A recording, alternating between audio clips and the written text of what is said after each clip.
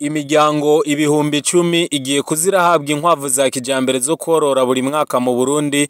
Ni umugambi watangujwe n'umukuru w'igihugu inyuma yo kugurura ikigo kijeje kugwiza inkwavu hariya mu ntara ya Cibitoke. Mu ntara ya Gitega naho umugabo yaciriwe gufungwa ubuzima bwose inyuma yo kwica umwigeme ahejeje kumufata ku nguvu. Muri sport naho umugwi wa Vitaro biguma bigenda nabi mu gihe Aigle Noir iyoboye urutonde rwa championnat. Turaza guca no mu makuru avugwa mu makungu aho ibihugu bigize umuryango wa G7 bisaba umuhari wa M23 kuva mu duce wafashe hariya muri Republika Iharanira Intwaro Rusangi ya Kongo. Nayo igihugu ca Israeli camaze gutangura ibitero mu gihugu ca Cisjordania aho cateye kirondera imigwi yitwaje ibigwanisho muri ico gihugu yoba ifisa yihuriye n'umutwe wa Hamas. Aya n'ayandi ni muri burakeye yo kuri uyu wa mbere turabahaye ikaze. Morning Burundi, Uburundi burakeye. Turabahaye ikaze muri burakeye yo kuri uyu wa mbere aho tugiye kugaruka ku makuru yazindutse aravugwa hirya no hino mu ntara hagati mu Burundi ndetse no mu makungu. Amakuru tukaba tugiye kwatangurira hariya mu ntara ya Cibitoke. Mu ntara ya Cibitoke ikigo cyo kugwirizamwo inkwavu ca kijambere kiri mu Gasenyi muri commune Mugina mu ntara ya Cibitoke caruguruwe ku mugaragaro n'umukuru w'igihugu Evariste Ndayishimiye hari kuri uyu wa mbere Ruhuhuma 2025. Ico kigo rero citwa Sungura-net ni kigo cuguruwe aho carose inkwavu za kijambere zigera ku 308 zivuye mu gihugu c'Ubufaransa. Muri zo rero hakaba harimwo 44 z'isuguru, hakaba n'264 zisanzwe zivyara rumwe rero rukaba ngo gwaguzwe amafaranga yababa 180 y'amafaranga y'abanyaburaya nkuko vyashikirijwe na Desire Manirakiza urongoye umugambi Payeje, umugambi usanzwe ushigikira imigambi yo gwaruka. Ngo ubworozi bw'inkwavu niho bugiye rero bwatangura kuko izo nkwavu 264 zivyara mu minsi 42 zizoba zivyaye izishika 8,800 nkuko rero vyashikirijwe na Desire Manirakiza arongoye umugambi Payeje. Ngo ico kigo cyashinzwe mu gushigikira imbono y'umukuru w'igihugu Evariste Ndayishimiye yo guteza imbere uburimyi hamwe bw'ingo mu Burundi biciye mu korora inkwavu maze inyama zazo, inshato n'amaganga bikazovamwo amafaranga yo kwibeshaho. Nayo Blaise Nkuriyingoma arongoye ishirahamwe Sungura-net ico kigo gishasha kigiye kuja kigwirizwamwo inkwavu arashimira umugambi Payeje n'abahinga bafashanije kugira ngo bagere kuri iyi ntambwe ishimishije. Umugambi umaze nk'umwaka rero utanguye, ni umugambi washoboye gushigwa mu ngiro n'abene gihugu bo mu ntara nyene ya Cibitoke nkuko bishikirizwa na Blaise Nkuriyingoma. Akavuga yuko bakoranye n'abene gihugu barenga 500 babifashije ibikorwa bitandukanye kugira ngo uwo mugambi ugende neza. Akongera akavuga ati kino kigo kizodufasha kuronka inkwavu 50,000 mu mwaka, maze uwo mugambi wo guha inkwavu 5 buri rugo mu Burundi. Akavuga ko bafise ubushobozi bwo guha imiryango 10,000 mu Burundi buri mwaka inkwavu za kijambere kugira ngo babandanye bagira uburimyi bongera borora inkwavu za kijambere. Nayo umukuru w'igihugu rero akabashima ibimaze gukorwa bimaze kurangurwa muri uyu mugambi, akanashimira n'abahinga bafashije mu kwigisha ugwaruka ubworozi bw'inkwavu ndetse no kugira ngo bamenye ingene bo buteza imbere maze bagatera imbere bakongera bagateza imbere n'abandi mu gutanga akazi no kwironderera akazi.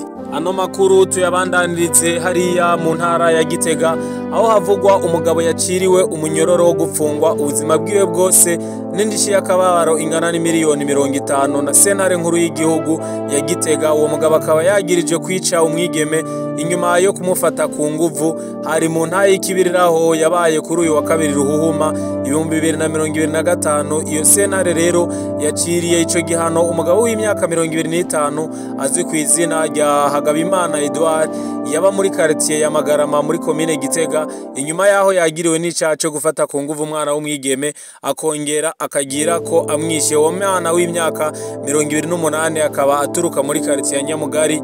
Muri iyo ntaye rero Hagabimana Edouard akaba yunganirwa n'abashingwamanza babiri, akaba yaburanye yemera icyaha cy'uko yishe uyu mwigeme, ariko arahakana yuko atigeze amufata ku nguvu uwo mwigeme, nyabona yuko bari babyumvikanyeho. Inyanduruko rero yo kugira ngo ubwo bwicanyi buhabe, akaba yasiguriye sentare yuko kwabaye kudahuriza ku mafaranga bemeranije, aho uyu Edouard yemera ko baryamanye amwemereye, akaba yari yamwemereye amafaranga 200,000, ariko ngo bahejeje umwigeme amusaba umuriyoni wose.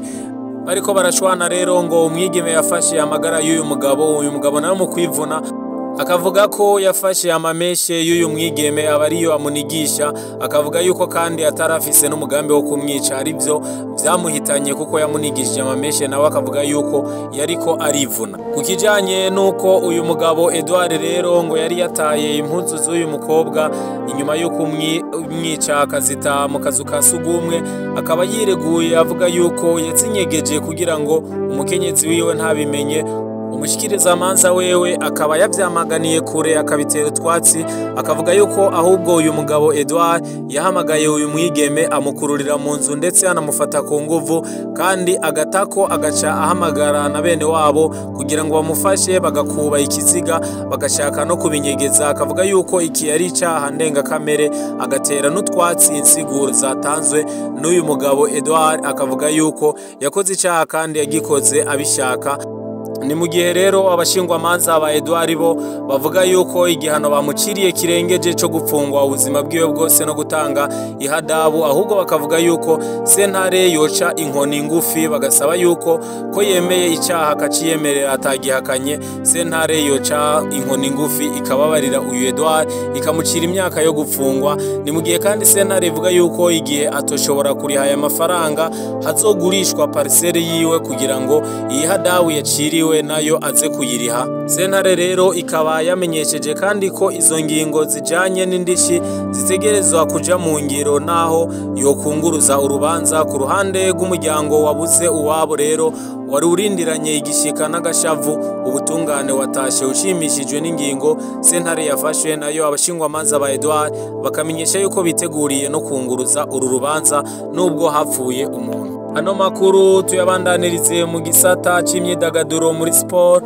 aho umugwi wa Vitaro bitariko biraworohera, nayo umugwi wa Aigle Noir ukaba ubandanya uduga kwisonga ku gasongero ka Primus League ku rutonde mfata kibanza guhiganwa ryo mu cicaro ca mbere. Uno mugwi rero watahukanye ihiganwa ryo mu mwaka w'inkino w'ibihumbi 2023 ushira 2024. Vitaro ukaba wanganije n'umugwi w'Igitega wa Musongati hari ku kibuga urunani kundwi igira 18 y'ihiganwa ry'umupira w'amaguru mu cicaro ca mbere.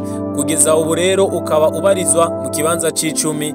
Murumva yuko atari kibanza ciza mu gihe Vitaro yeruka gutahukana igikombe, nayo Aigle Noir ikaba iyoboye ihiganwa inyuma yo gutsinda ibitsindo 3 ku busa mu mugwi wa Messager Ngozi, nawo ubarizwa mu kibanza c'8. Mu kibanza naco nyene abakunzi ba Messager Ngozi batariko barashima, ni nyuma yuko Messager Ngozi yaheruka kunganya n'umugwi wa Ngozi City, ikaba iciye itsindwa na Aigle Noir, bikaba bikomeje kuba nabi kuri iyi migwi yahoze itwara ibikombe mu Burundi, Vitaro na Messager Ngozi. Ibibanza bitatu rero vya nyuma bikaba bibarizwamwo imigwi ya Burundi Sport Dynamique, Academy Deira hamwe n'umugwi wa Masipiri. Aya makuru rero ya sport n'ayandi bikaba biva muri mwishira hamwe rijeje umupira w'amaguru mu Burundi FFB, inyuma yuko hakinwe inkino zo ku munsi ugira 18 w'ihigana ryo mu cicaro ca mbere rya Primus League. Ano makuru tuyabandanirize mu makungu hakurya muri Republika iharanira intwaro rusangi ya Kongo, aho umugwi w'ibihugu bigize G7 bisaba yuko umuhari wa M23 wova mu turere twose umaze kwigarurira hariya muri Republika iharanira demokarasi ya Kongo. Ni nyuma yuko uyu muhari wa M23 wigaruriye agace ka Goma, Igoma hariya muri Bukavu, ukaba wigaruriye kino gisagara, ndetse ugaheba ugatangaza n'itangazo yuko bagiye kubandanya urugamba, kandi bakavuga yuko bazorubandanya kugeza ni Kinshasa. Nyuma yuko kandi leta ya Kinshasa nayo itangarije yuko yuko itazoheba n'agasantimetero na gatonya ahubwo bazogaruza ubutaka bw'igihugu bwose haba aho M23 yari imaze gufata. Rero mu itangazo ry'abashikiranganje b'imigenderanire bo mu bihugu bigize umuryango wa G7 bakaba basavye yuko uyu muhari wa M23 hamwe n'igisirikare cy'u Rwanda RDF bohagarika kugira ibitero mu mpande zose, ndetse bakabasaba yuko bova mu duce bamaze gufata. Ni mu gihe kandi u Rwanda ruhakana yuko iyi ntambara rutarungitse y'abasirikare bakorana na M23, nubwo ibihugu byose ndetse na ONU bamaze kwemeza yuko iyi ntambara u Rwanda ruyifisemo uruhara, ndetse hari abasirikare benshi bamaze kugenda muri iyi ntambara bavuye mu Rwanda. Ni mu gihe kandi ONU imenyesha yuko iyi ntambara imaze gutuma abantu barenga 500 basiga ubuzima muri ino ntambara, ndetse hari abandi benshi bakomerekeye muri ino ntambara, aho mu bitaro bitandukanye abajeje kuvura abantu bari mu mashirahamwe mpuzamakungu yitaho amagara y'impunzi ndetse n'amagara y'abantu bavuga yuko mu bitaro hari abagwayi benshi bakomeretse. Iyi ntambara yakomerekeje abantu batari bake, yongera yitana abatari bake. Iyi ntambara rero ikaba irikirakomeza, kandi amakungu akabasaba yuko iyi ntambara yohagarara, ndetse yuko hotangura inzira y'ibiganiro kugira ngo ntihagire amaraso yandi asubira guseseka. Ivyo n'umukuru w'igihugu cy'u Burundi aheruka gushikiriza avuga yuko iyi ntambara ikwiye yuko amakungu ayahagurukira kugira ngo baganire bose, hanyuma ibiganiro bitangure, kuko iyi ntambara hamwe boyireka ikabandanya ishobora gushika no mu bindi bihugu birengeye Repubulika Iharanira Intwaro Rusangi harimo n'u Burundi. Ndetse umukuru w'igihugu cy'u Burundi Evariste Ndayishimiye akavuga yuko muri iyi ntambara yari yagerageje kuganira n'impande zose, haba ku ruhande rwa leta ya Repubulika Iharanira Demokarasi ya Kongo na M23 rero bakumvikana yuko bagiye gushira ibigwanisho hasi bakaja mu biganiro, aho bari bavuze yuko M23 bagiye gushira ibigwanisho hasi kugira ngo baje kubandaniriza ibiganiro i Nairobi muri Kenya. Ariko umukuru w'igihugu Evariste Ndayishimiye akavuga yuko yatangaje no kubona intambara zisubiye kubandanya, agasaba imigwi yose rero yuko yokurikiza inzira y'amahoro, kuko atakundi intambara yohera kiretse abasanzwe bafise ibigwanisho, abasanzwe bariko baragwana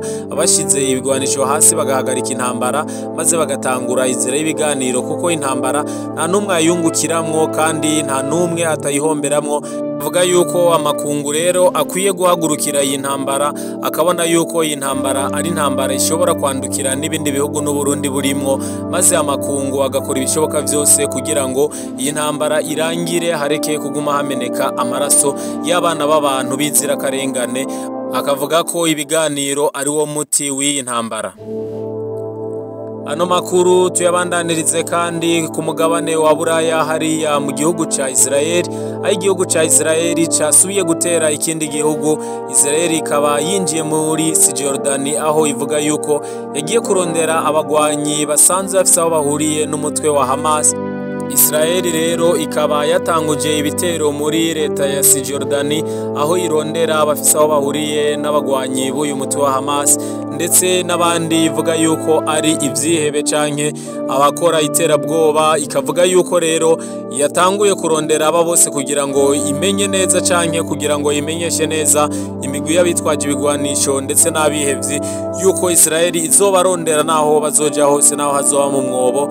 Ni Israel rero itanguje ibi bitero muri Cisjordani inyuma yuko basinyaniye amasezerano na Hamas yo kugira ngo bahane agahengwe hariya muri leta ya Gaza, inyuma y'umwaka urenga intambara zihitanye abantu benshi, zongera zonona ibikorwa birusange hariya mu ntara ya Gaza muri leta ya Palestina.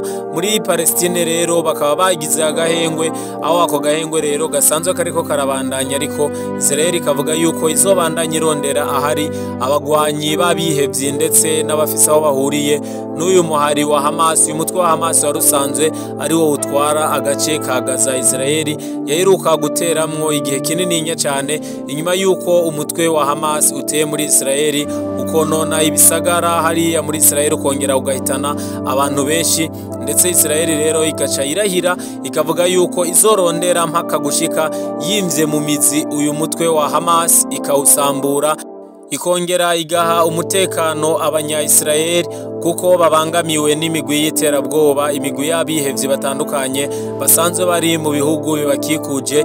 Israeli rero ikaba yagiye muri leta ya Cisjordani itanguza ibitero vyo gutera ahantu hose hoba hahungiye abafise aho bahuriye n'uyu mutwe wa Hamas ndetse n'iyindi migwi y'iterabwoba isanzwe igendera ku mategeko ya Kisilamu, imigwi isanzwe ifise ugwanko ku Bayahudi, imigwi isanzwe igwanya leta ya Israeli.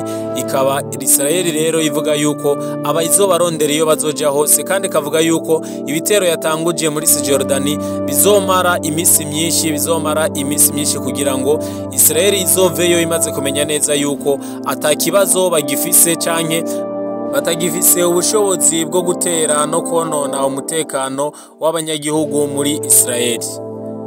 Turabashimiye mwebwe mwese mwakurikiranye ano makuru yo kuri uyu wa mbere muri Burakeye, tukaba tuyifurije kugira umunsi mwiza aho muri hose, muhezagirwe kandi mubandanye mudukurikirana ku mbuga zacu dusanzwe dukoresha, haba kuri Facebook, kuri X ndetse no kuri Instagram. Hose mukurikirane Morning Burundi mwongera musangiza ano makuru abandi, naho ubutaha murakoze. Morning Burundi, uburundi burakeye.